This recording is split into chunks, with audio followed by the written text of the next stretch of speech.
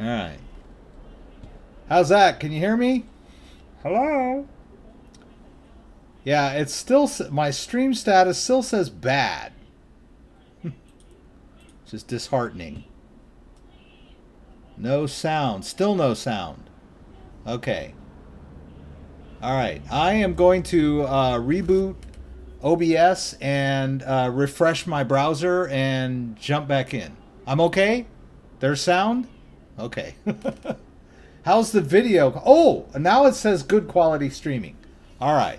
See, this is what happens when you jump into your seat like 2 minutes before you're going to go stream to like start your OBS and get moving. Normally what I do is I start OBS maybe a half an hour before and start streaming, and then it stabilizes over time. But I got called away and had to run do an errand, and then now I'm back. I'm back. Happy Friday, Scott Lee, Anil. Sound is working good. X3457. Anil Goyal. Interesting handles that everyone has on YouTube. I think I told you my favorite one. My favorite one of all was XRP My Pants. Okay, Chasen. Rex, can you get the BTC price to 20,000 with your 10,000 BTC fortune? Well, let's see here. Let's check that. What are we gonna do here? Let's go here. Hey, see, I still haven't even redone my, and I just posted a video, for Pete's sake. The world is coming to, what's this world coming to when CryptoDad doesn't have his, you know what together. Let's see here. Let's go down to 1920 by 1080. Let's keep those changes. And now you guys should be able to see my whole screen. And okay, so let's see what the current price of Bitcoin. Oh, my phone. All right, so we'll just give it a rough estimate. The current price of Bitcoin is, whoops, that's my phone, not my calculator. Current price of Bitcoin is roughly 8,000. Let's multiply that times 10,000, the alleged amount of Bitcoin that I possess. That's $80 million. If I had $80 million, you think I'd be huffing it in front of this YouTube camera all day? I'd be in the Bahamas, drinking with a drink with a umbrella in it, drinking Coronas or whatever, right? That's funny. 10,000. Well, let's see though. Speaking of the price of Bitcoin, it did make kind of a maybe what you call a healthy bounce today. It jumped up from the lows, the mid. Let's check it out here. I think let's just double check. So it's currently hovering just over 8,000, almost 81. And let's look at the one-day chart. Yeah, I mean, yeah, 7804 earlier today. And so it hasn't really jumped that much. It was up to 81.25, but it was kind of a, I don't know, you want to call it psychological, that, you know, it was down below 78. And if we look at the 7-day chart, we had this drop earlier in the week. You know, I think I don't know if we covered last week, we hit 9 and then dropped, and we were like messing around in the high 80s, and then we had another drop earlier in the week down to the low mid 70s, right? And we kind of been bopping along there, but we couldn't seem to get back over 8 until today, when we did. All right. And I guess I don't, you know, like I said, I can tell you what happened, but I couldn't really tell you why. But I was, you know, I follow the market, and I hear people say things like, well, if it can hold at this point, then, we might see an uptrend. But if it can't, then it's going to go down even lower. You know, that's the consensus. That's usually, and that's trading stuff. You know, those are people that study charts and technical analysis and all that stuff. And you know, you want to say, well, Bitcoin is different. It's not always going to behave the way other commodities behave or the way stocks behave. But I guess there is an inherent human quality of the way markets work. So even with Bitcoin, you know, you're still going to see those. You're still going to see those same patterns that can be analyzed. But anyway, now that it's back over 8, we might see the uptrend. We might not. It might just be one of those short-term bounces, and then it might still retest its moving day average or whatever the heck it is that they do. So anyway, but it's heartening that it's over 8 today. So let's all just take solace in that, right? Okay, so I just posted a video, and I'd like to. I want to show you guys just to get. Well, let me see if there's any questions. Like I said, I was totally unprepared for this. Hello, Scott. You guys are talking. That's great. 85 million. I would drink with Scott in Hawaii. You hit your desk every time BC drops. I do hit my desk sometimes. I was editing this video earlier that I just posted, and I hit my desk during the recording of the video. And, you know, sometimes there are things that I record when I'm recording my videos that I definitely need to edit out.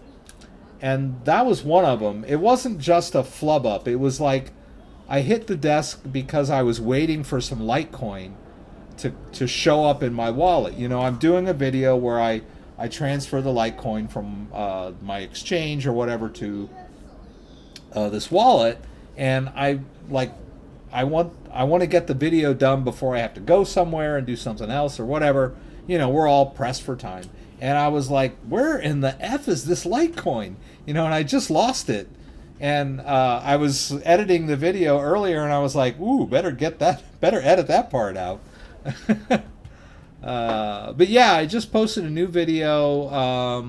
Let's see where we are. Just go over here. The video is on KeepKey, and the good people from Shapeshift approached me about doing this video on their new Shapeshift platform, and I agreed to check out the platform. They gave me like a invitation to check out the beta platform, and I said, yeah, sure, why not? And then I said, well, and you know, if I'll do a video too, why not? And there was no like contracts or anything, but they were kind of like, okay, well, you probably want to KeepKey if you're going to do it. And I said, yeah, sure. And they said, okay, well, go to the KeepKey store and buy your KeepKey and put in this code, and it'll be free. So they gave me this KeepKey. It has its ups. I mean, it has its advantages and disadvantages, you know. But here's what we do. Hey guys, CryptoDad's. Shut this down. We go to edit video, and then I hope this isn't going to screen. And we go to end screen, and this is what I normally do. I'll put like the best video for viewer. This is kind of lazy, really.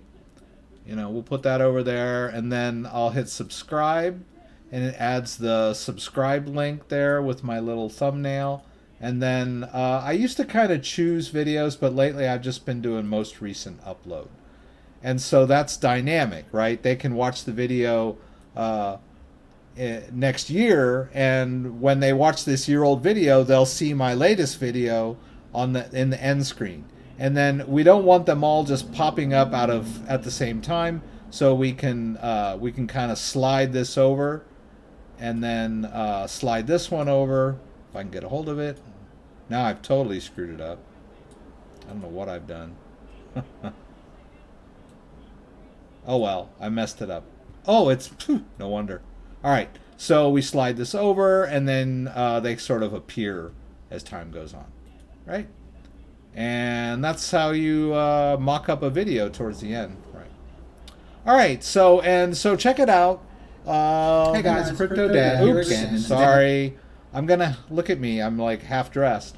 I'm gonna I'll have to jump back there and get all the hardware devices. But the Keep Key is pretty cool. Pretty cool device. And then the Shapeshift platform, the new one, the beta platform, is a much better web interface when you do trading, and you trade directly from your hardware wallet. Any of you that have ever used EtherDelta, platforms like that where you can connect to a decentralized exchange with your own wallet, and when you make a trade, you confirm all the transactions on the wallet. So that's what the Shapeshift / KeyKeep thing does. And I did another video too where I actually go on to Shapeshift, but I didn't get a chance to finish editing that today. It's in the hopper. Okay. What is your opinion on storing coins on Coinbase Vault? In general, a true crypto holder is not going to want to store his coins on the exchange unless you're planning on trading. In case you want to have that trigger there, in case you need to make that lightning fast trade if the price of Bitcoin skyrockets or dumps or whatever, and you're right there ready to trade. But if you're just buying and you want to store your cryptocurrency safely and securely, best practice is to put it in your own wallet, right? You can put it in Electrum Bitcoin wallet, you can put it on a paper wallet, you can use a Ledger or a Trezor or a Keep Key or whatever kind of hardware device you want to use. But don't just leave it on the exchange. Now, there are many reasons for that. The exchange could get hacked and you might lose your coins. Now, these days, you're probably going to be covered with that by their insurance and their backups. You remember Binance got hacked a week or two ago, and they were able to cover the losses. So no account holder lost any of their value or their funds or anything. But it could also get attacked in a denial of service type attack where you can't access your coins. The government could shut down the site. The government could say, you know what, we just decided that cryptocurrencies are illegal and we're shutting down all the exchanges. Boom, you lose your crypto. Or they could say, you haven't paid your taxes. We're seizing your cryptocurrency holdings that just happen to be on Coinbase. And we know they're on Coinbase because, they've got your ID and everything. They know who you are. You had to do KYC and identity verification. So there are many reasons why it's not a good idea to keep your cryptocurrency on an exchange. Now, the Coinbase Vault is a little bit safer than just keeping them on Coinbase. I don't know exactly how much, but they are claiming that they store it somewhere offline and that it's, it can't be hacked, right? But either way, if they've got it stored offline in long-term crypt storage, you're not going to be able to get access to it if their site goes down, even if their site goes down temporarily, right? So let's say the price of Bitcoin skyrockets to $20,000 tomorrow morning, right? And you want to sell, right? Because you've got debts. You want to pay off your credit card, right? And you've got some Bitcoin. And it's on Coinbase. And Coinbase goes down, right? You're screwed. And then on Sunday, the Bitcoin drops back down to 8,000 and you missed your chance. All right. Now, if you had your Bitcoin in your own wallet, then you could check all the other currency exchanges, Binance, Bittrex, Bitfinex, whatever, and find whoever just happens to be up during that crucial moment where Bitcoin is at 20,000. Then you transfer your coins into the exchange, make your trade, take your winnings, and when Bitcoin drops back down to 8,000, you buy more, right? So that is why we try to avoid keeping our holdings on an exchange because you never know what can happen. I mean, YouTube went down last week, for Pete's sake. So, you know, you're trusting your coins to not only the exchange, but to technology in general and, you know, the internet, you know, and all that other stuff. So, but the vault is safer than, I guess, Coinbase proper. If they get like a major hack and they get wiped out, if your coins are in their vault, then they would be safer than if they weren't, I guess. But I think it's just security theater. You ever heard, you know what security theater is? That's like the TSA. You know, you go to the airport and you want to fly from Buffalo to Pittsburgh, and they make you take your shoes off and your belt, you know, and they pat you down and they make you think that, you know, you're safe. But they really aren't preventing, you know, anything. They haven't stopped one major terrorist attack. And they've done several tests where people that were testing the system got through with weapons. So really, it's not that effective. It's just there to make everyone else think that they're safe, right? It's supposed to make me feel safe that I have to walk through a metal detector and take off my shoes and my belt, right? That's what the Coinbase vault is like, right? It just makes you feel safer, right? But that's not going to stop the government from seizing their site and shutting it down, or the IRS, you know, confiscating all your holdings, or you know, a hacker from draining, you know, whatever. That's my opinion. What happens if Ledger? Okay, here we go.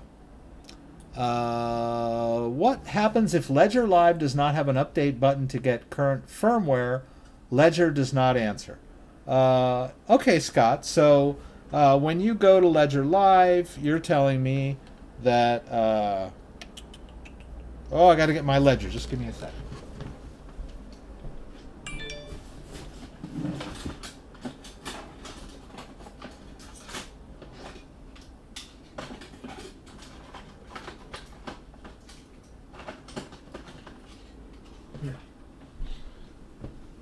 All right. Well, look and see. We got everything here, right? We got two Ledger S's, a Ledger X, 2 Trezors, and a Keep Key. Whoa! All right. All right. So let's take this out.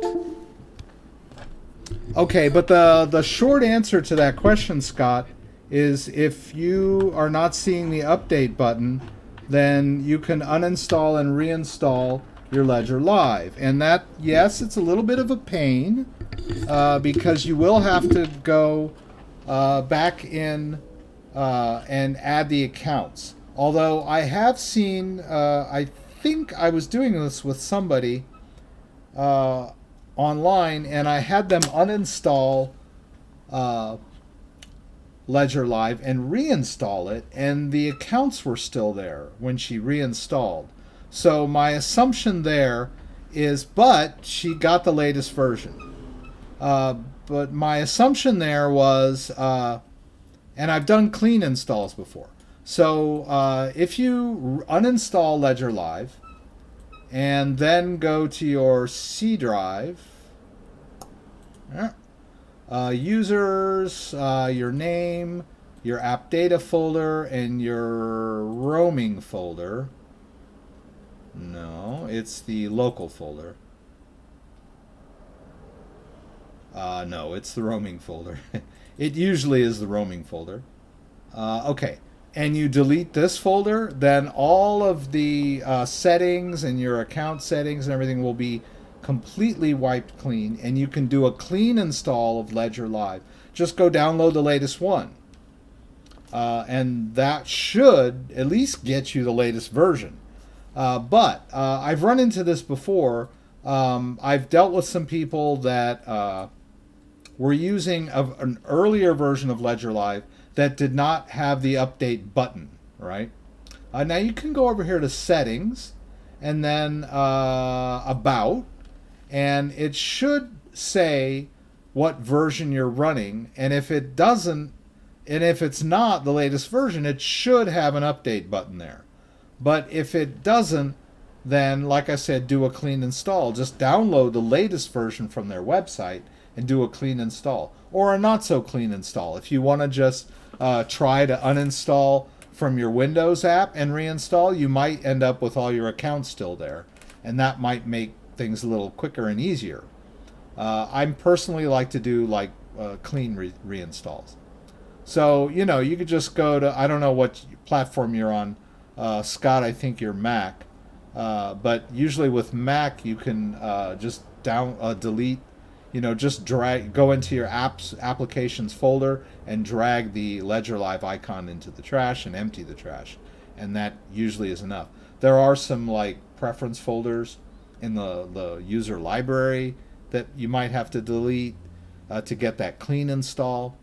But basically, I've dealt with people where their version of Ledger Live was so old that it didn't have the update feature, right? Supposedly, the latest version of Ledger Live has the update feature where it's like an in-app update. When you launch it, it says you need to update, and you click it and it updates. There's a certain version where it didn't do that. So if you're not seeing the update version, you'll need to just uninstall and reinstall. You might even be able to get away with downloading the latest version and just running install on top of your current version, and it might just update you and leave all of your accounts intact, right? And you don't have to reinstall your accounts. Now, if you do a clean install of Ledger Live, of course, when you you'll have the app still on your device, right? But when you get to accounts, they'll all be empty.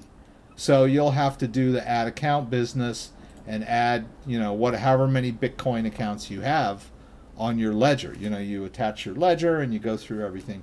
All your crypto is still going to be there. It doesn't matter what Ledger Live does or doesn't do. The private keys will always be safely stored on the ledger. So, I mean, you can wipe Ledger Live. You can install Ledger Live on multiple devices and have, you know, Ledger Live on the laptop only shows my Bitcoin, or Ledger Live on the laptop mirrors my desktop version because I've set it up that way. I've added all the accounts. Or, you know, like the desktop version of Ledger Live only shows my Litecoin and my Dash, and then the laptop version only shows my Bitcoin and Ethereum. It's very flexible. They're all reading this device, and you can use multiple ledgers too. You know, it's a pretty flexible software. But the important thing is the keys on the device are the key to your cryptocurrency wallets, and they will not disappear unless, of course, you reinitialize the device. And if you do that, then you've got your 24-word recovery phrase. You're in good shape. What happens? I've heard that the best time to invest is at the lowest price, and the second best time is now. I like that, Mr. David. Have you considered putting your 401k into BTC? I don't have a 401k. But there are, I believe there are some services that, there are people that offer that service. I have a client that, you know, I work with him in Zoom, and he mentioned that to me, that he had somebody set up a 401k with some of his cryptocurrency holdings. But there are some restrictions there. He can't withdraw. You know, he has to wait until he's a certain age or a certain time or whatever, or he gets penalized tax-wise. But it is possible. Can I put BTT on Ledger Nano S? Okay. BTT is a sub-token of Tron, and you can install the Tron app. Why don't we check that out? I think I still have Tron on this ledger. Oh. Oop. Actually, it's on the X, right? Oops. All right. You know, I had somebody in my comment section that was like put like big bold letters Actually, well, anyway, let me put in my PIN and we'll go from there.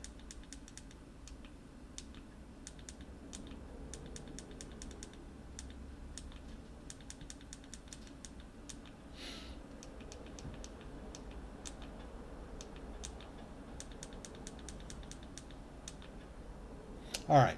So I have the Ledger Nano X, and you can do this on the Ledger Nano S too. It's not exclusive to the X. But we're going to go over to Tron. So we put the Tron app on our Ledger Nano S. So the private key of our Tron address is on the Ledger Nano S. And then let's go over to Tron. God, hope this works. They're always like changing their interface and blah, blah, blah. All right, we're going to go to Tron Scan. And we're going to sign into the wallet here, okay? And, okay, so it wants me to verify the address, which I can do. Yeah. And then hit approve. And there, I'm logging into my Tron wallet. So the private key of this wallet is on the ledger, right? Duty calls, right? Somebody has to open jars around here. It's usually Dad. Okay, so I've logged into the wallet using TronScan. TronScan is the interface, but like I said, the private key of the Tron is on this device. But lo and behold, look down here. Where'd it go? Oh my gosh, it's gone. Oh, you know what? I moved it. But anyway, if you had BTC in this Tron, BTT, right? Yeah, what is it? Bittrex? BTT. BTT is, am I lost here? Yes. I think I might be. Oh, BitTorrent. Okay, yeah, I just couldn't think of the name of it. BitTorrent is a Tron sub token, right? So you can see I've got some Tron sub tokens on this address. Now, all of these sub tokens are living within this Tron address, right? So here's our Tron address right here, and that is the public key. The private key of that address is on the ledger. So the answer to your question is yes, you can store BTT on your ledger by means of the Tron app, because Tron is like Ethereum. It has sub-tokens. So in the same sense that on your Ethereum address in MEW, you can store ERC20 tokens, in the Tron wallet, a main Tron address can store TRC tokens. T is in Tom. TRC10 or TRC20, right? So BTT is a TRC10 token. You can store it in a Tron wallet whose private key is safely stored on the ledger, right? And the private key never leaves the device. So yes, you can store BTT on a ledger. Okay.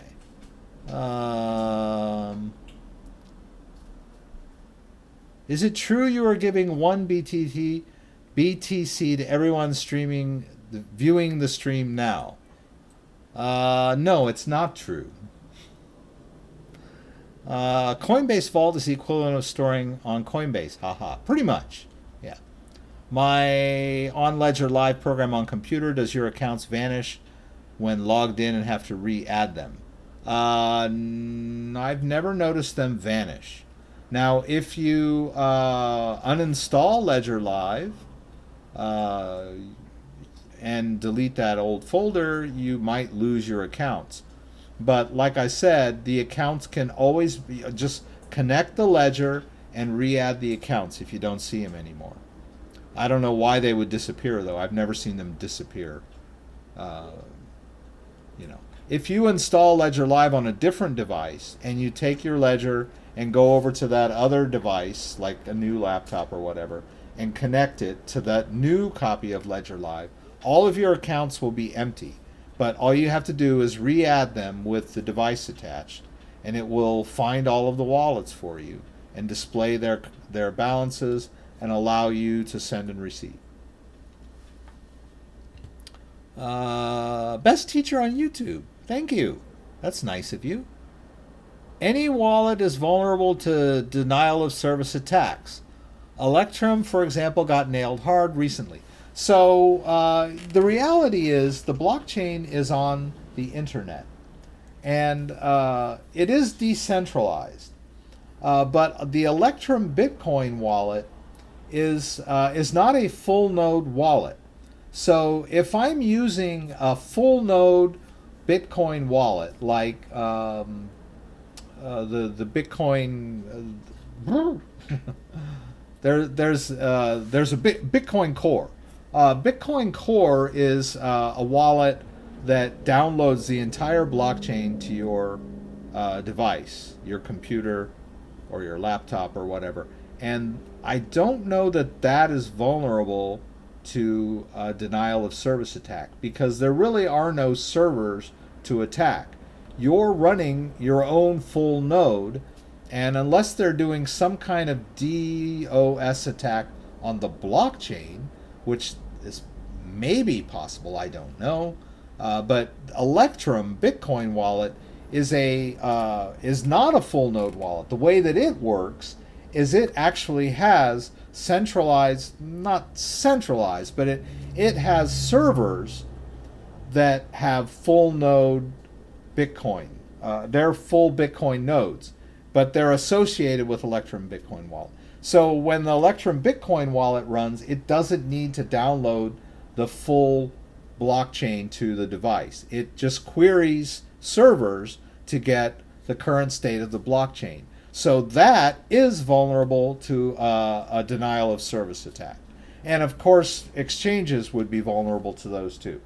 Coinbase, Binance, Bittrex, conceivably they could be attacked that way too. But the blockchain, I'm not too sure that there's been any evidence that anyone has ever been able to do that. Because the way the blockchain works is, if it's running a full node, there are millions, I don't know millions, but hundreds of thousands of full nodes running on computers all over the world. So if somebody does a denial of service attack on one Bitcoin node, it's not going to bring down the Bitcoin network because it's decentralized. I think if you think about the ARPANET, the ARPANET was the original internet, and what the Department of Defense decided to do was establish these computers in different cities all over the US. But instead of having them connected in like a long chain, they decided that every computer should be connected to every other computer. So it's more like a spider web. So that if the Russians back in the Cold War took out New York and New York node went down, all of the other nodes would still be able to communicate with each other. That was the idea behind the original precursor to the internet, was a decentralized type network that could run even if several nodes got destroyed. So the Bitcoin network works very similar to that, in that it is a decentralized, interconnected ledger, and if a few nodes go down, then all of the other nodes can still connect to each other. So I don't know that a successful denial of service attack has ever been done on the blockchain. Not out of the realm of possibility, but the Electrum Bitcoin wallet is a different animal. It relies on servers to serve up the blockchain data to the individual wallets, and that's why it's vulnerable to denial of service. So I don't know about any wallet. The Ledger now, but this brings up a good point. The Ledger wallet would also be vulnerable to that, in the sense that when you connect your Ledger, it does a genuine check, always.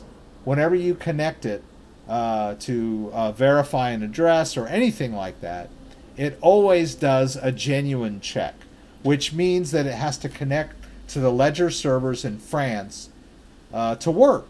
And if someone attacked the Ledger servers in France, then that would be a problem for Ledger users.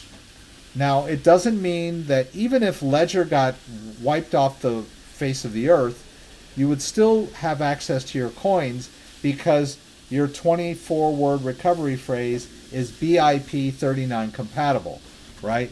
So BIP39 tool. You could go to the BIP39 tool. You could run it with your 24-word recovery phrase, and you would be able to retrieve the private key of your Bitcoin and sweep it into a different wallet, right? Or you could retrieve the private key of your Ethereum wallet, right? All of the wallet keys are based on that 24-word recovery phrase of your Ledger Nano S. So if Ledger, the company, all their servers went down and your Ledger wouldn't connect, you would not lose your coins because they're all derived from that 24-word recovery phrase. And you might not be easy, but you would not lose your coins, right? You would be denied access to your Ledger device. So that is a real, I mean, and sometimes the Ledger servers are slow when they post new firmware updates and things like that. I get a lot of people telling me, hey, it's timing out, it's not letting me connect to the update server, or it's telling me it's not a genuine device. And that error message generally, I mean, it's there for a reason, right? If you have a bad Ledger. But in general, when you connect your Ledger and you get the device not genuine error message, it usually means you're not connecting to their servers. And so just try again. Or wait an hour or two and try again, based on traffic coming into their network. Calgapo, hello. Mr. Coinbase puts your purchase on hold. If you link your bank account like 16 to 20 days, it's immediate for credit cards. That is true. If you want to buy cryptocurrency on Coinbase using your bank account, it always takes several days to clear. It's horrendous, right? So you want to if you're impatient like me, you should also connect your debit card to Coinbase, because the debit card transactions go through almost instantaneously. Now, in December of 2017, Bitcoin was being crushed under its own weight. Some of the purchases that I made using my debit card took a few days to verify. It took like 3 or 4 days before I saw the Bitcoin in my Coinbase wallet. But that was more a Bitcoin overload thing than it was Coinbase. But yeah, that happens occasionally. Coinbase is just like a bank, right? They're not just going to trust you. And the reason why is that cryptocurrency transactions are irreversible. So if they give you the Bitcoin before they get their money, you might reverse the charge or do some crazy thing and call your bank and tell them to, not pay it or whatever. So they want to make sure that the transaction has cleared all of the hurdles before they give you the Bitcoin in your wallet. That's just common sense.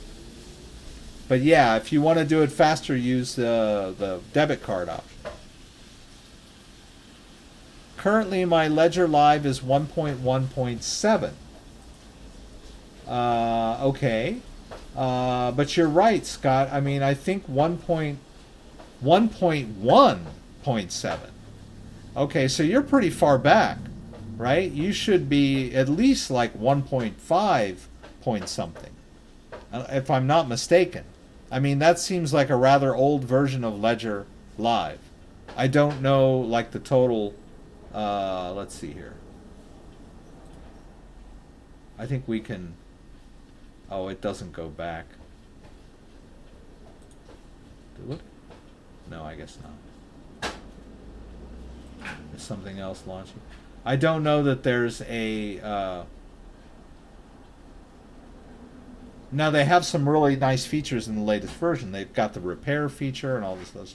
So I'm just assuming, I don't know, how long has it been since you updated your Ledger Live software, Scott? Okay. No problem, Scott. I'm like so far behind. Yeah. I'm like reading comments from like 25 minutes ago. Sorry. Okay. Wow. A lot of stuff going on. I'm falling so far behind, and I haven't even talked about the news yet, but that's okay. La la la la. LTC Perosi, please smash the like. Thank you. BitTorrent, thank you. Thanks for the free Bitcoin. You got it or didn't get it. People are saying BTC will correct to 64. Thoughts? I talked about this a little bit. There was some talk about if it doesn't get back over 8,000 or if it doesn't hit 82 or whatever, you know, their criteria are, that it could retest its 200-day moving average, which is like around 64. I've heard that. I mean, I heard somebody say it could go back down to 3,000, and they were like, but that's a good thing because it'll wash out all like the weak hands and then it'll be ready for the genuine bull run or whatever they want to say. I just want it to keep going up in a straight line, like to the moon, right? I don't want to hear anything about, you know, retracing moving averages or bell curves or candles or all this stuff. Bells and candles. But yeah, so my thoughts are I would like to see it, like from now that it's at 8,000, I would like to see it go back up and retest the highs that it hit earlier, right? It peaked at 9,000 and then dropped, and now it seems like it's consolidated back and is held, but it hasn't been that long. I could be wrong. My hope is that now after this short period of consolidation that it will start to do the bull run again, but I'm not a financial advisor, so I don't know for sure. But I would like to see it kind of maybe hang around in this range for a few days and go up rather than hang around in this range and then go down. But overall, you know, we're looking at a very bright picture for Bitcoin with adoption. You know, institutional investment firms are going to be offering Bitcoin to their clients. You know, there's Facebook is releasing their own cryptocurrency, which even though it will probably suck, will you know, bring some awareness. And I mean, Bitcoin has already sort of proved itself now that it's come back this year from April to May to June. I think it's done, you know, it's convinced a lot of people that Bitcoin is a real thing, right? It's not just tulip bulbs or rat poison, whatever. Then you, like me, have zero fear. I have zero fear. There's a Reddit post on me. I understand my crypto situation a little better. I might do that. All right, so let's see, Sebastian. I can look at this, Sebastian, and let's take a look at this and see what you got. Tronics. All right. You think you lost all your Tron. There's been under impression it's pretty safe. I recently logged back into my Tron wallet on TronScan just to check how things were going. Last time I had checked, I had 60,000 Tron in this wallet. Now I have 378. I went through the transactions and I found that 60,000 Tron have been transferred from my account to another person's account.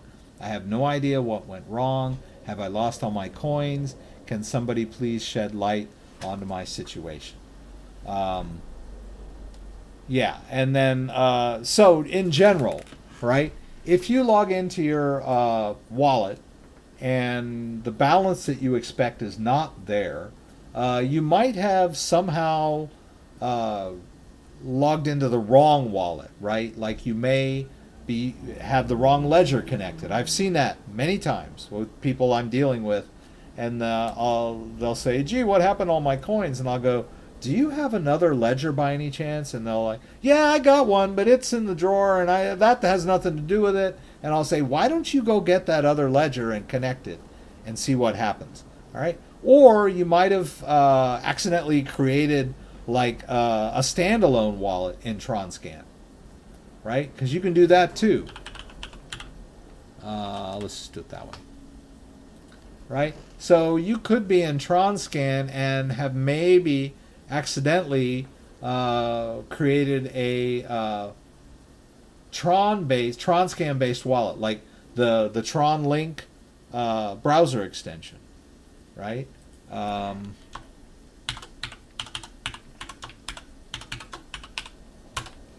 right, you may have accidentally logged into that by mistake, right? So you're looking at your wallet balance and you're like, hey, where'd all my Tron go? You know, and as you can see, this is where I've stored all my Subtron tokens. But anyway, you may not be looking at the right wallet, right? But in your case, Sebastian, it looks like if you can see a transaction in your history where 60,000 Tron got transferred to another address, you most likely, someone gained control of that wallet somehow. They may have somehow, you may have accidentally revealed your private key to someone, or you got a hacked ledger. And some of the people down here in the comment section are asking you where you bought your ledger. I'm not sure. Okay. Who started this? Oh, Sebastian. Okay. So Sebastian says, I'm not sure. What can I do? So the question, Sebastian, is where did you buy your ledger? So if you bought your ledger and someone sent it to you and it already had a backup phrase or already had a PIN, then and you just started using it, then someone else had control of that wallet, right? They had a backup phrase already. So yeah, you probably got hacked. Someone had control of that private key. So if you see a transaction that you did not initiate going out of your wallet, chances are, about 98% that you got hacked. Could have been someone you know, right? Who'd you show that key to? Did you set the wallet up with someone that helped you, that saw your private key or knew your 24-word recovery phrase? Because any one of those would mean they have access to that wallet. All they have to do is go somewhere and install, set up a new ledger with your recovery phrase, and they gain access to your wallet. So unfortunately, I think that's what happened. And no, there's no one you can call, unfortunately. That's not the way crypto works. Mig asks if she thinks there's going to be a drastic dip. I don't think so. I hope not. Okay. LTC, XRP, BTC, some Cardano. We talked about this many times. The other altcoins tend to follow Bitcoin, but I'm hoping for the day when there's a disconnect, and even if Bitcoin has a major drop because of some Bitcoin-related news, it won't affect the altcoins. But as it stands today, it's still pretty much the same as it was in 2017 and 2018. When there's bad news for Bitcoin, the rest of the market follows Bitcoin down. And when there's good news for Bitcoin, the altcoins tend to follow Bitcoin up. But there has been some disconnect where Bitcoin is down and altcoins are, like just today. Over the last few days, Litecoin has kind of exploded up where Bitcoin has not. So I'm hoping for more of that divergence, right? Where each coin will stand on its own 2 feet and not be like riding on the coattails of Bitcoin.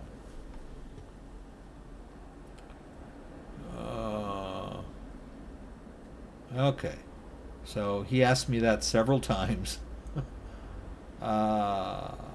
Dinner smells great. I really need you. Could you go onto the... Okay, I've already done this, okay? So, all right. And Jizzy Mac just gave me $5. Thank you, Jizzy Mac. Thank you. 30 BTC. Ooh, God, you guys are like swarming tonight. That's great. I love it. Hello from Australia. Is Trump angry with China? Why is that? I don't know that it's only Trump, you know. I think it's, you know, we're two major trading partners. We're the two largest economies in the world. So this whole struggle between the U.S. and China goes much deeper than just Trump blurting out tweets at 3 o'clock in the morning, right? It has to do with two economies that are struggling for dominance in the world market, right? So, you know, both countries have their own interests and finances to deal with, right?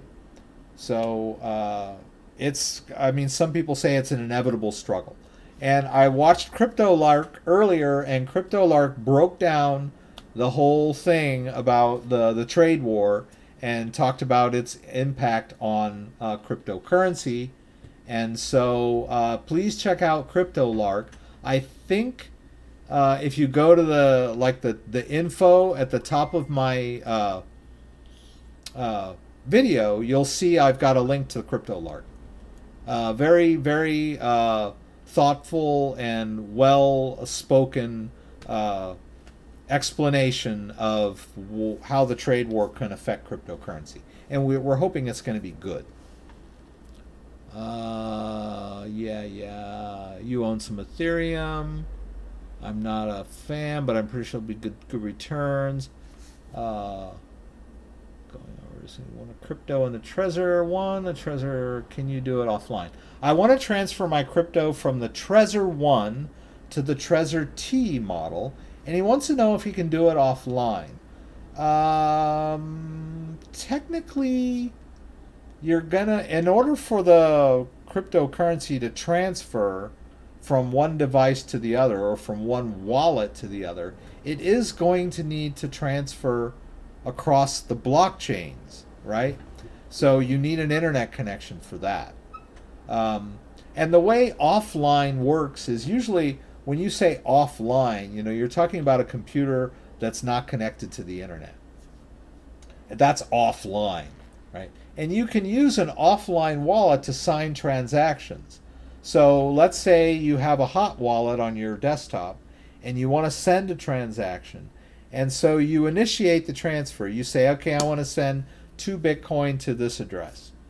And then that creates what's called a transaction or a request. And so then you save that and you take it over to your offline computer, and then you run your offline wallet, and it generates that wallet has the private key. It takes that file, that transaction file, and then it signs it with the private key. And then you take that US, and then that creates a new file, a signed transaction. Then you unplug that USB from your offline computer, and you take it over to your desktop, your hot wallet. You plug that back in, and you take that signed transaction, and your wallet sees it and sends it out, right? That's how that works. That's exactly what the Ledger and the Trezor do, right? So if you have a Trezor with a bunch of Bitcoin on it, and you want to send it to your brand new spanking Trezor 1, and you want to do it offline, that's sort of what these things do, right?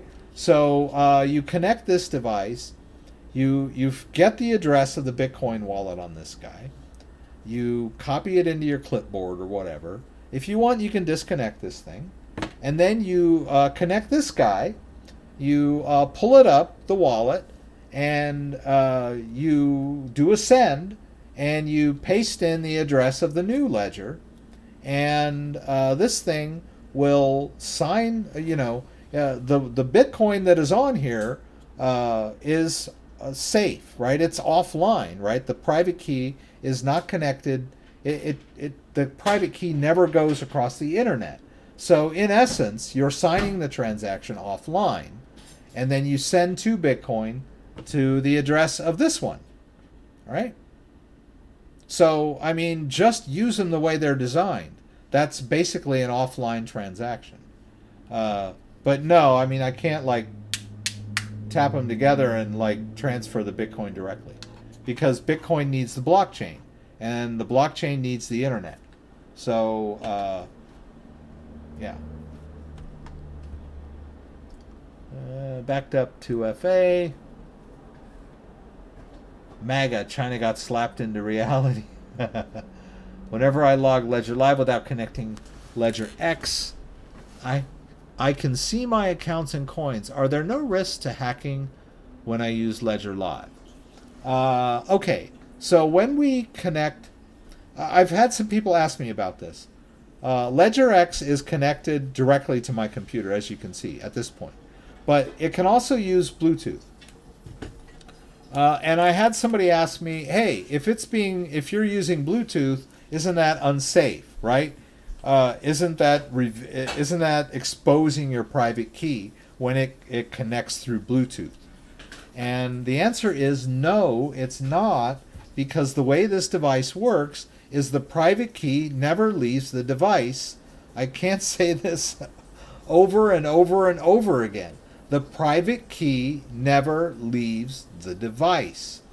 The private key signs the transaction, and then it attaches its little digital signature to the transaction, and then it sends the signed transaction back out to the internet, right? So it is not sending your private key into Ledger Live ever, right? Whether by Bluetooth or by cable, right? The security of these hardware wallets is that the private keys never leave the device. Now you might be tricked into pressing the buttons. There might be some sort of firmware thing that people can do to like somehow like intercept the transaction in mid-transaction. But all of those hacks that were demonstrated on Ledger devices, and they were demonstrated, they all required the attacker to have possession of the device, right? So if someone gets their hands on your ledger, then there are vulnerabilities. But as long as you're the one holding the ledger, there is no way that a hacker is going to, sneak his digital fingers into your computer and steal your cryptocurrency from your ledger. It's just not possible. The buttons have to be pressed. I could be wrong.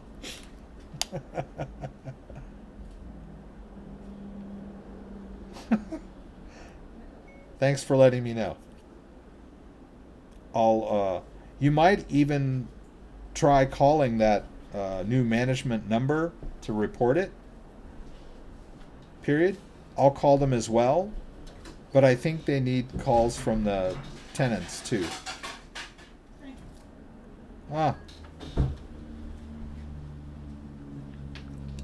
Of course, you won't be able to report it until Monday.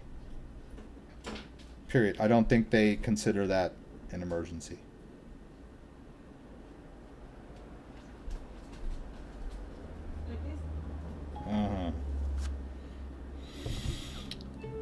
Okay.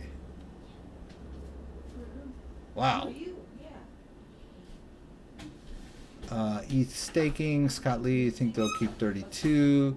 If you brought a new Trezor T, just restore it using the recovery phrase from your original Trezor. Yes. Why didn't I think of that? That's exactly, I did the same thing with my Ledger X. I did a whole video on how you transfer it over, and somebody that was more intelligent than me said, why don't you just use the backup phrase from your Ledger S? And the concept is the same for the Trezor T. And you would, in effect, be making the transfer offline, basically. Yeah. Because once you did the restore, the new Trezor 1 would have all of the same wallets, and you wouldn't even need to connect to the internet to transfer them. That was the true answer to that question, and I was just being a jerk. Yeah. So check this out. Let's go here. Let's go here. You can see my taste in music right there, huh?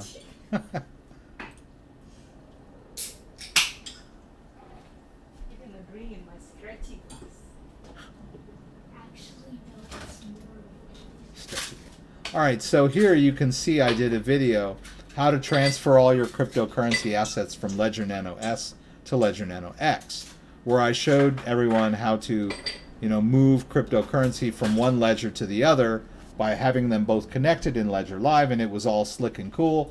And then somebody said, hey, why don't they just restore the Ledger X using the 24-word recovery phrase of the Ledger S? And I was like, yeah, that's even better. So I did another video, how to restore the Ledger Nano X from the 24-word recovery phrase of your previous Ledger Nano S.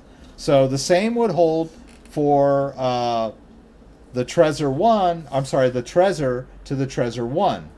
They're both the same recovery phrase, compatible, right? I think Trezor uses a 18-word. I'm not sure. I think it's 24. Whatever it is, it will work to do that. And that's much simpler than all that stuff I was explaining. Shit. Oh, you got Scott said SISHIT and I had to unblock him. That's a bad word. Who really knows until it's time? Would not hurt to have 32 ETH anyway. Yeah, I like ETH. The reason I didn't get Ledger X, I don't like its Bluetooth. I don't trust Bluetooth. I was listening to somebody who was listening to music. Well, there is a possibility that the signed transaction might get intercepted at some point on Bluetooth. So it is inherently less secure than a wired connection to the internet. But like I said, the private key doesn't leave the device, and there might be some cryptographic security things that won't allow someone else to grab your signed transaction, right? It wouldn't work on their device. What happens? No longer charging. Okay. I don't know that I ever recharge this thing much because I generally use it on my computer. So it's usually plugged in. Another thing that's really cool about this thing is that, let's say, right, it wants me to enter my PIN, right? I can hit both buttons and go to the control center without entering my PIN. Isn't that cool? It took me a while to figure that one out. But, oops, it's upside down. All right, battery is 99%. So you can always check your battery by just holding in both buttons and going to Control Center. So if it's not charging, maybe try a different cable, maybe a different outlet, stuff like that. And if it still won't charge, it's not charging at all, or it doesn't seem to be holding a charge, because mine holds the charge once it's off, right? I've left it in the drawer for days, and then when I connect it again, it seems to still be fully charged, or as charged as it was when I unplugged it. So if it's not charging or holding a charge, it's probably you need to contact their support. Barring all of your other troubleshooting stuff. Different cable, different USB port, maybe use your phone charger, a wall charger, other things to see if you can get this thing charged up. 4 apps. Yes, the Ledger Nano S is only holding like 4 or 5, maybe 6 apps. Ledger Nano X will hold many, many more. My recovery phrase did not work on new phone, but it worked on the old one. Interesting. Then how would you clean out the old Trezor after transferring to the new one? Can I still use the older one, or is there a conflict? No, not at all. If you decide you want to continue to use the old Trezor, it is a backup of your new one. They're mirror images of each other. And if you add coins to the new one, they'll show up on the old one. See, it sounds like a miracle, but that's how the blockchain works. If you add coins to the old one, they'll show up on the new one. Because all of the wallets on that Trezor still share that original recovery phrase, which is the human readable format of the master key for those devices. So because they're sharing the same key, they will point to the same addresses on the blockchain, and you will see. So you could use the old one as like a backup. Or you can just wipe the new one, right? I'm sure that there's a function where you can just wipe it, right? If you want to. Let's see here. Let's take a look. All right, so this is the old one. Let's go back over here to Brave. And let's check out. Here we go. Trezor wallet. All right, it wants the PIN. All right, so let's see here. I'm going to have to try 2, right? Because I screwed this up when I did this.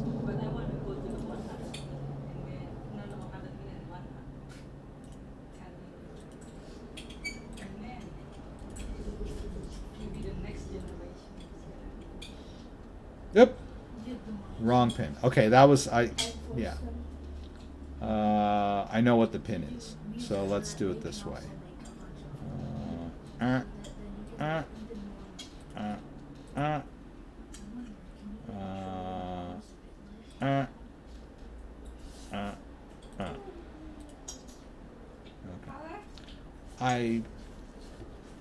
Doggone it. Ugh.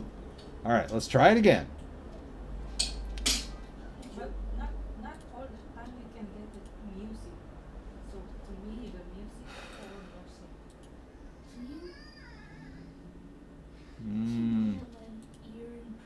Did I do that? Damn it. Come on, Rex. All right, let's do it. Okay. All right. What's going on over there? What's wrong with him? He was sleeping. Well, he's crying. Ugh. Doggone it. Okay, let's try this again.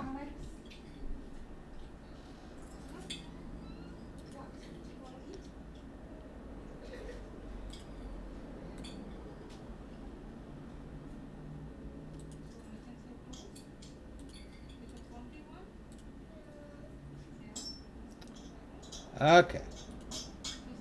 All right. Anyway, the it wants me to update the firmware. I got to go through all this, but I'm sure there's a wipe function once you get in the wallet that will allow you to wipe the wallet completely and reinitialize it and or repurpose it. Oh, please. I want to skip this update. Thank you. Ugh. Why does it say initializing my device? Oh, okay. Wrong pin entered. Please wait for... Okay. All right, this is not going to work. Ugh, Lord God in heaven. All right. Anyway, I'm going to give up. When I set up this... when I set up this Trezor, I used my normal pin that I use. I hate to say this, but I use the same pin on all my devices. And when I set up the Trezor, I missed one number. And so I sometimes forget which number I missed for this Trezor. And I screwed up entering the pin. And it's frustrating, even to me. So, but anyway, you can wipe the old device if you want to. Right? It's not going to hurt anything. How would I clean? Yeah, Trezor 24C. Okay. I'm looking into online education programs to learn more, but not from a programmer perspective, more as investor, blockchain, real life uses it. Any recommendations?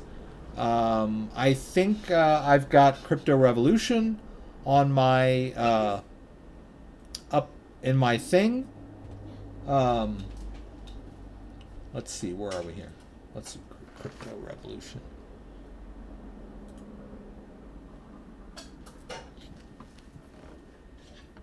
Okay. Yeah.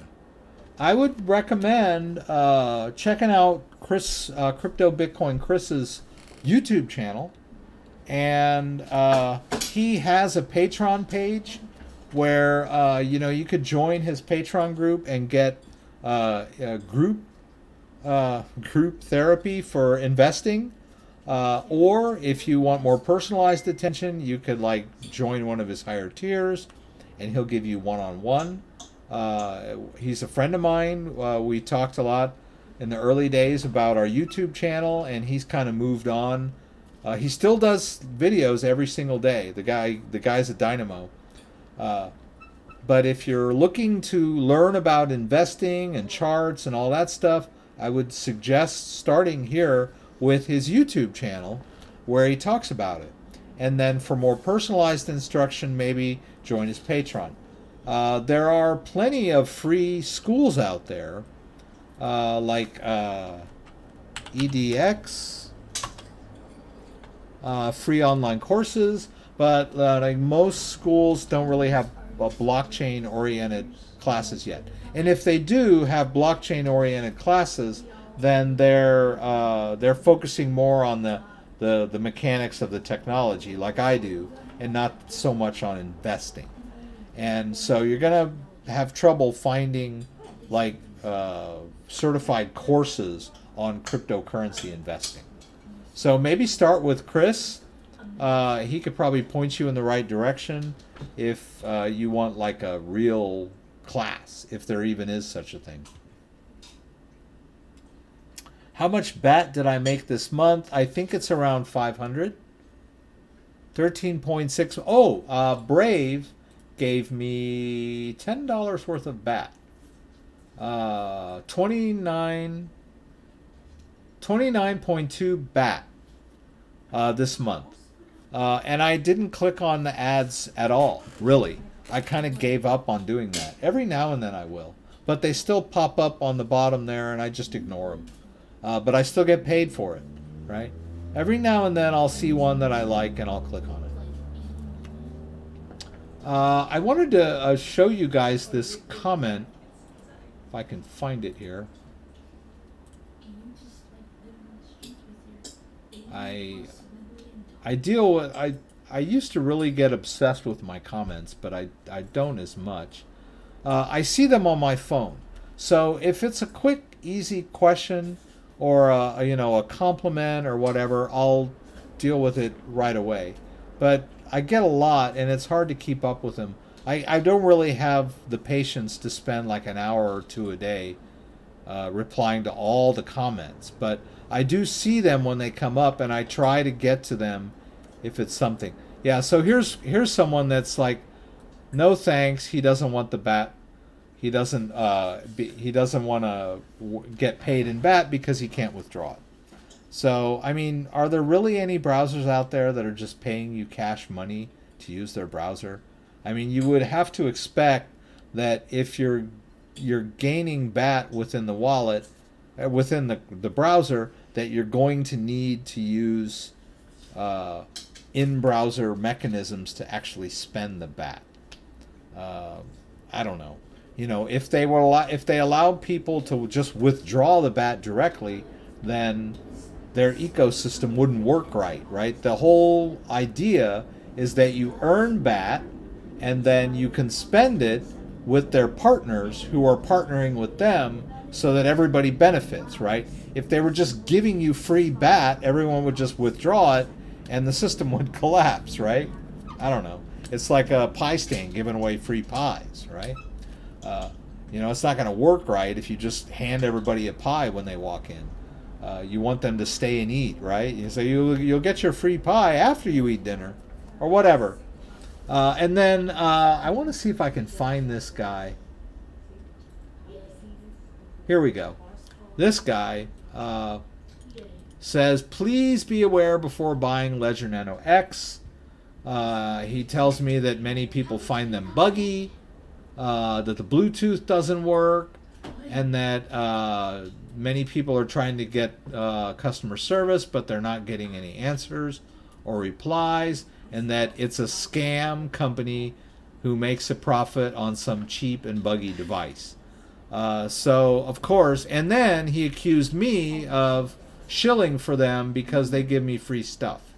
So I was like, no, they don't give me anything free, and Ledger is not a scam company.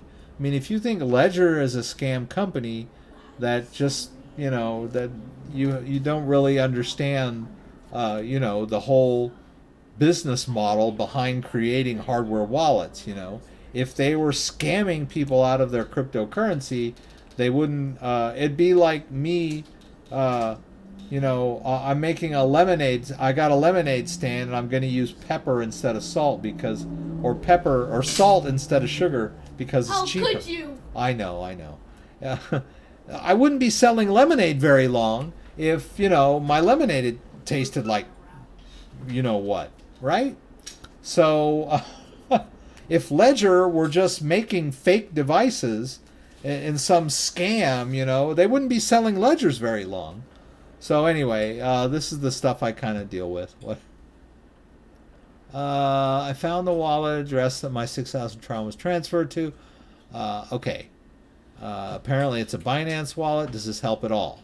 Did you transfer it to Binance? If you didn't transfer it, then it's probably gone. Maybe go, sweep out the cobwebs in your head and maybe check your Binance account, see if the Tron's in there. It doesn't help to know where the cryptocurrency went, unless you're the NSA, right? I get people asking me that all the time. They always show me the transaction and they say, I can see it went here, and what can I do? I'm like, you really can't do anything. Anyway, I can't help you, Sebastian. I really can't. I would love to be able to help you, but I can't. Cryptocurrency is a one-way street. Once it's gone, it's gone. And there's nothing you can do about it. I hate to say that, but I'm just giving you the hard facts. You can go ask somebody else and see if they tell you something different, but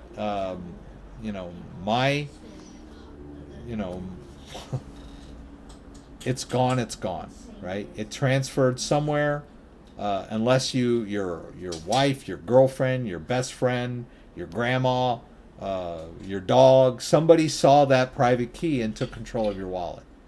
Or you bought a ledger on eBay, and I'm joking about the dog, Christabel. Wow. But what if a dog actually I don't mean to be flippant about this, but we've already talked about it. Your cryptocurrency is gone. And if you can see the address isn't going to help you get it back. It doesn't help you at all. No. What happens if the Ledger X dies and the Ledger company goes out of business? Is there any way to recover your private key? I talked about this earlier.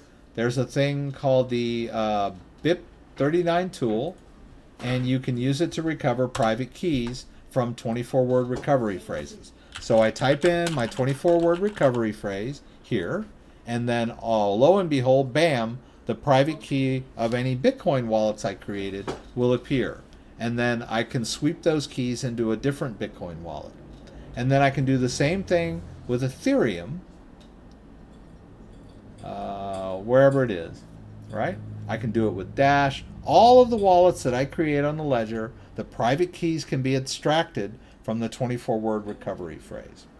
So if Ledger goes out of business and your Ledger breaks and you don't have access to the Ledger anymore, you can use your 24-word recovery phrase to extract the private keys using the Btt 39 tool. What is all this up here? I don't get it. All right, let's try that again. Okay, it's gone. The mnemonic code converter, right? Because Ledger uses BIP39 compatible backup phrases. So you can recover your cryptocurrency with or without the Ledger. But having the Ledger and having the Ledger servers makes life so much easier. Your 24-word phrase, yes. Lose your 24 key and you're effed. Yes, you are. Show that key to anybody and you're effed, right? If you show your grandma or anyone else your 24-word recovery phrase, then they can just go over to their computer and use that phrase to extract your private keys. It's as simple as that. So I don't know what happened, Sebastian, but it looks like someone gained control of your wallet, or your girlfriend stole your crypto while you were sleeping. I don't know. I don't know what's going on. Let's see. We're getting close. I wanted to kind of go through comments and just see what people thought. I'm having trouble when I tried to transfer my ERC20 tokens from my Ether wallet to an exchange. Please do a video about transferring out ERC20 tokens from MEW to an exchange account. I did a few of those. So what I would do in this situation, and it's a little bit, it's getting harder for me because I have more videos now. But I remember that I did something. I have to look here.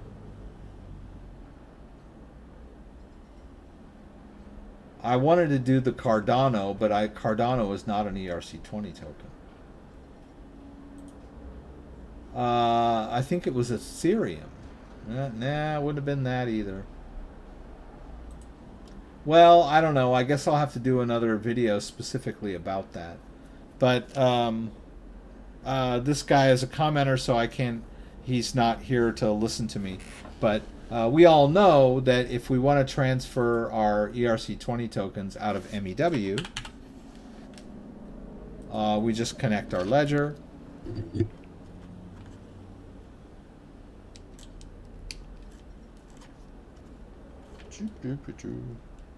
And I do know the pin to this one. I never used that Trezor. That's why I'm like messed up as far as that pin goes. I created an odd pin and now I'm like get dyslexic when I'm trying to enter it. I'm too old to remember like 50 different pins.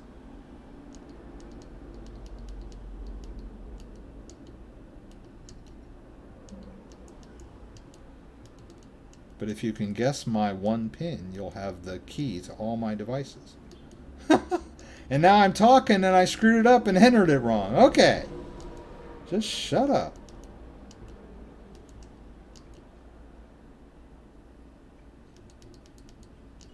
Okay, here we go. Come on, you can do it. It's just eight digits. Now I forgot what I was going to do. All right, so I'm going to go into the Ethereum app, which is not on this device. Lord, help me. All right. Okay. No. All right. I'm losing it. I'll get there. I will. I swear I'll get there.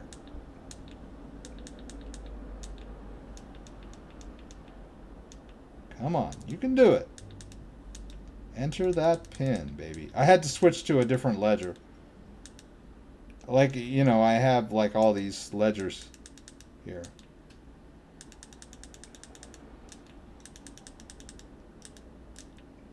Yes, I did it. All right. So I'm going to enter my Ethereum app. All right.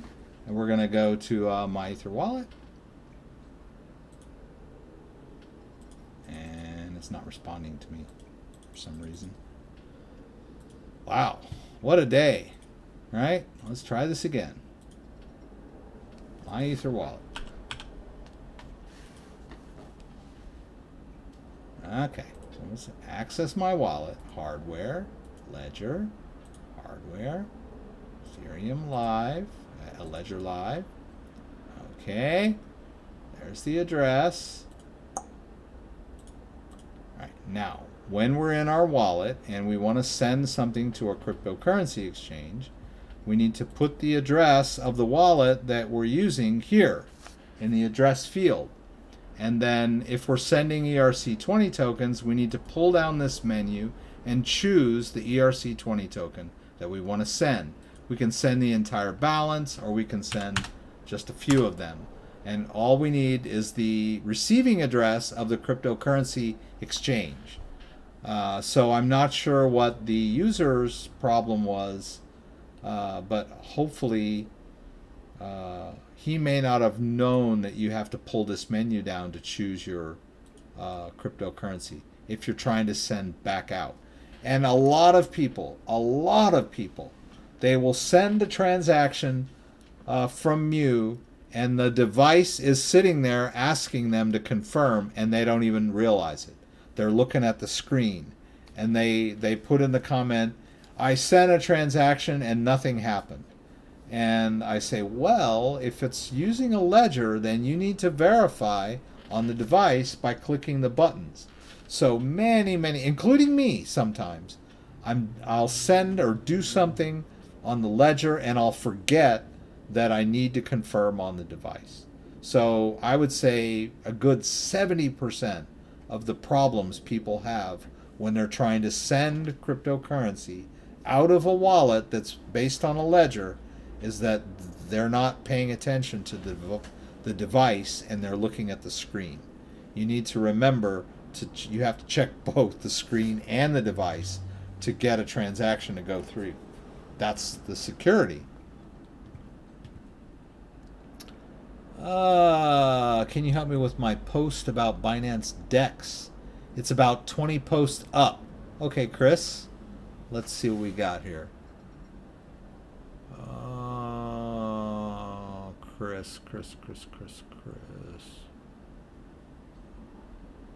Chris. Oh, 20 posts, not 50 posts, right?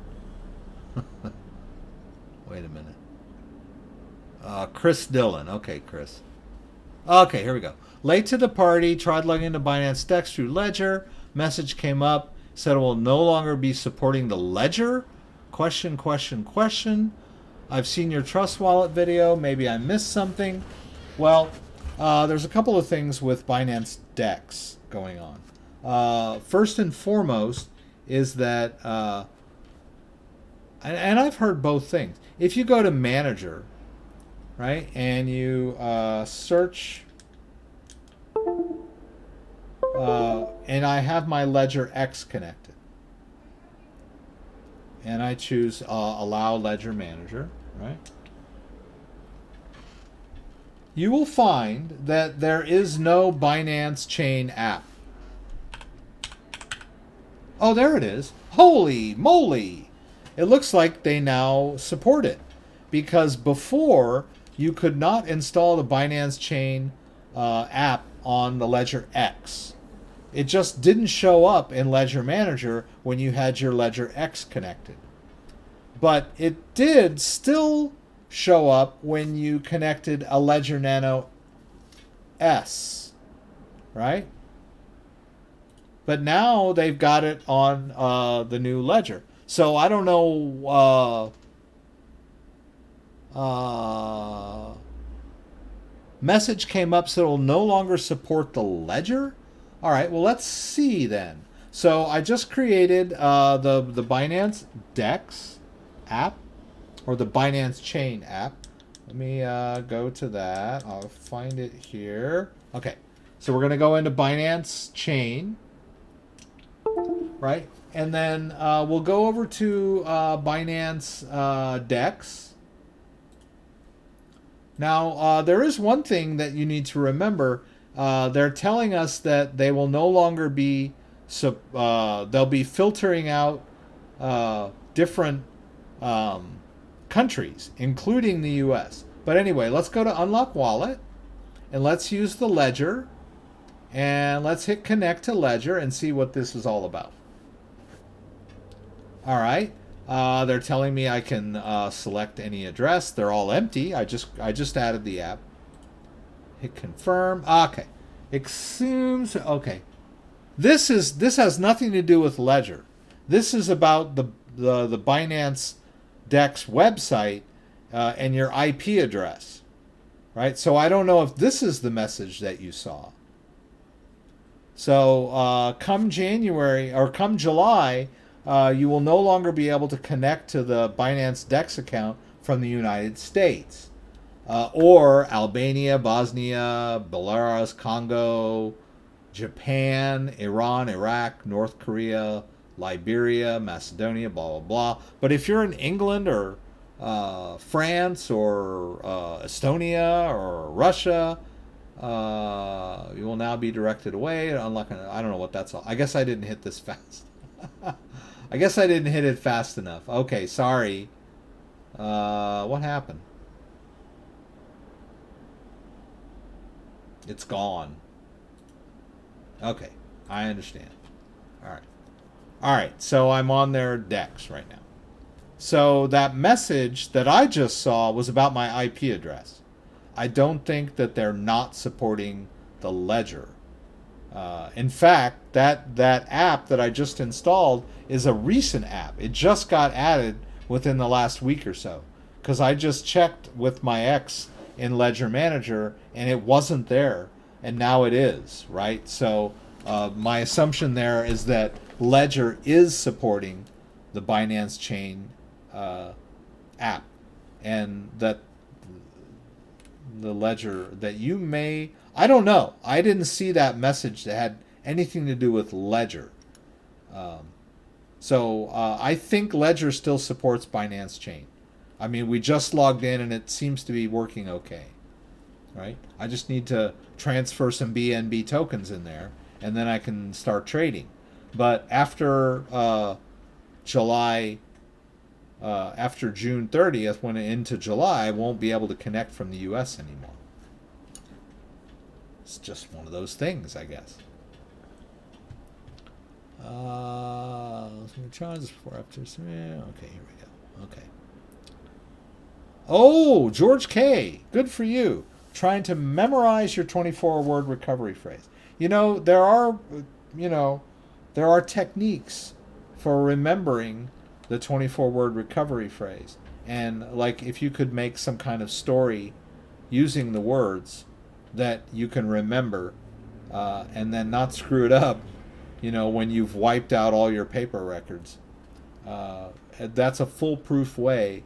I mean, there's no way anybody is going to, that is the full, if it's not written down anywhere, then no one can force you to give it up, right? And then you travel to Tahiti, and then when you get there, you pull out the piece of paper and you write it down again, and you reconnect with the ledger or whatever. But yeah, kudos to you on that one, George. Is it safer to store ADA on Dedalus or Trezor/Yuri? I would have to say the private key is safer on a hardware device than it is on the Dedalus desktop wallet. The Dedalus desktop wallet is vulnerable to intrusions, malware, ransomware, all that other junk that you might get on your computer. Whereas the Trezor is a more safe and secure way to store a private key. I wish Dedalus supported Ledger, just the way Binance Dex supports Ledger. Do you have a best practice videos, for example, about using a unique address for each transaction, how to save on transaction fees, what to do and not to do when buying, selling, storing crypto, etc.? I don't have a specific video on that. All of that advice is kind of like spread across most of my videos. We talk about best practice of keeping your crypto in your own wallet, how to save on fees. I'm not an expert on the lowest fees. I'm kind of slapdash when it comes to, a lot of my viewers will point out to me and they'll say, hey, did you realize that transaction you just did, they charged you X amount, and I'm kind of like, oh, I was just kind of demoing the process. I wasn't really paying attention to the little fees and all that. So I'm not that way in life. I'm not very frugal.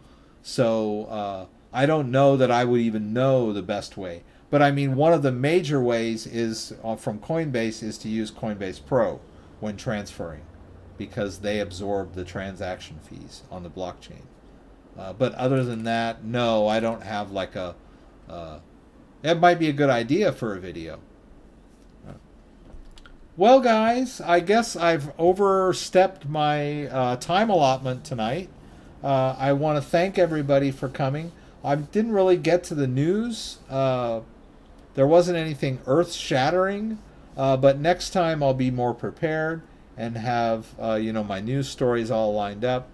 I had to do something and just barely made it back in time to do the live stream, but I managed to get here on time. Anyway, guys, I was happy to be here.